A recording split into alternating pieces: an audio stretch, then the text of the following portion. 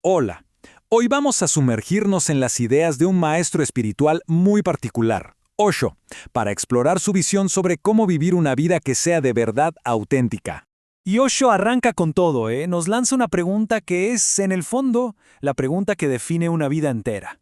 La respuesta, lo sepamos o no, marca todo lo que viene después.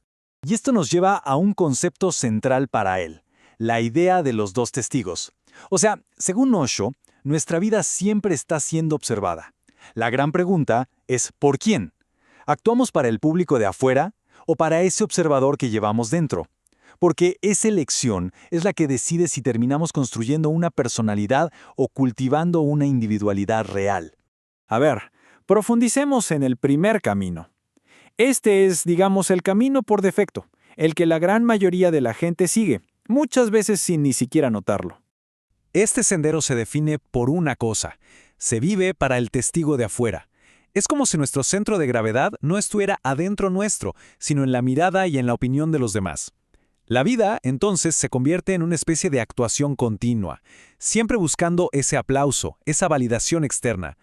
Y para ilustrar esto, Osho usa una figura muy potente, la de Cristo. Lo que dice es que un espíritu auténtico, de pura rebelión como el de él, no se puede meter en una caja. No encaja en las estructuras, como las religiones organizadas, que son justamente un producto de este primer camino que busca ordenar y controlar todo. Vivir de esta manera, entonces, significa ir construyendo una personalidad que es como una máscara que le pedimos prestada a los demás. Buscamos ser respetables, que nos aprueben, y para eso, claro, hay que ser obedientes, conformistas. Creamos un carácter predecible, moral, pero no una conciencia que esté viva y despierta. La meta de este camino, según Osho, es llegar a ser un santo, alguien que la sociedad adora, pero que por dentro quizás está vacío. Bueno, ahora vamos a la alternativa, el otro camino, el que Osho describe como la senda del rebelde, que al final se convierte en el sabio. Y aquí el juego cambia por completo, es un giro de 180 grados. En lugar de mirar hacia afuera para ver si nos aprueban, la atención se vuelve hacia adentro.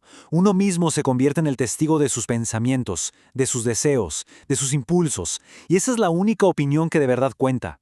Este viaje es el que cultiva la verdadera individualidad, es tu propio crecimiento, tu verdad, no algo prestado. Se empieza a vivir desde un centro interno, siguiendo una visión propia. Y eso inevitablemente te convierte en un inconformista, en un rebelde espiritual. Aquí no se trata de construir un carácter, sino de despertar una conciencia. Y la meta final de este camino no es el santo, es el sabio. Entonces, el contraste es clarísimo. Por un lado, un camino que se basa en un personaje falso, hecho para otros, que depende de ellos y se conforma. Y por el otro, un camino que se trata de descubrir un ser auténtico, libre, que se guía por su propia conciencia. Es la diferencia radical entre ser un santo respetado y ser un sabio libre. Ok, todo esto suena muy bien, pero la pregunta del millón es, ¿cómo se cruza de un camino al otro? ¿Cómo se hace ese paso de la personalidad a la individualidad? Y Osho no se queda solo en la teoría, ¿eh? Para explicar el cómo, nos trae un método súper práctico usando los antiguos sutras de Atisa, un maestro budista. Y recalca que esto no es filosofía para pensar, sino una ciencia interna, una técnica para la transformación. El proceso tiene 3 pasos clave. Primero, asumir la responsabilidad total y absoluta. Nadie más tiene la culpa de nuestro sufrimiento. Es una creación propia. Segundo paso, empezar a ver todas las experiencias, lo que pasa afuera y lo que pasa en la mente, como si fueran un sueño. Esto genera un desapego increíble. Y el tercer paso, el más profundo, cuando la mente por fin se calma, la conciencia se da vuelta y se mira a sí misma. Se observa al observador. Pero, ojo, porque según Osho, la mente es súper astuta y se guarda un último truco bajo la manga. Puede hacer que nos apeguemos al mismo método que nos trajo la libertad, convirtiendo la herramienta que nos liberó en una nueva jaula. Osho lo explica perfecto con una historia muy vieja. El método es como una barca para cruzar el río. Es súper útil, fundamental. Pero una vez que llegas a la otra orilla, ¿qué haces? La dejas. No te la cargas en la cabeza el resto del camino por gratitud. Muy bien, y entonces, ¿cuál es el resultado de todo este viaje? Si uno recorre este segundo camino y cruza ese puente interior, ¿a dónde se llega?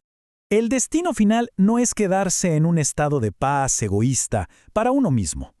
Osho insiste en que la meditación de verdad genera tanta plenitud, tanta energía, que es imposible contenerla.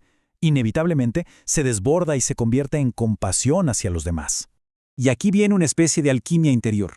Al aceptar el propio dolor, al absorberlo en vez de rechazarlo, uno aprende a transformar esa energía. El mismo sufrimiento que antes nos hundía, ahora se convierte en una fuerza que cura, en una bendición que podemos irradiar.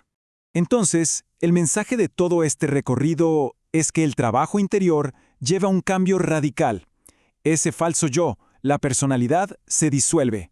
Nace el verdadero ser, la individualidad. Se deja de vivir en la oscuridad y uno mismo se convierte en una fuente de luz. Y el amor, dice Osho, no es algo que se hace, es simplemente la fragancia natural que sale cuando nuestra flor interior por fin se ha abierto. Y esto nos deja con una última reflexión, una invitación a jugar un poco con estas ideas. Si toda nuestra vida fuera un sueño, ¿qué preocupaciones, qué miedos, qué cadenas elegiríamos soltar ahora mismo?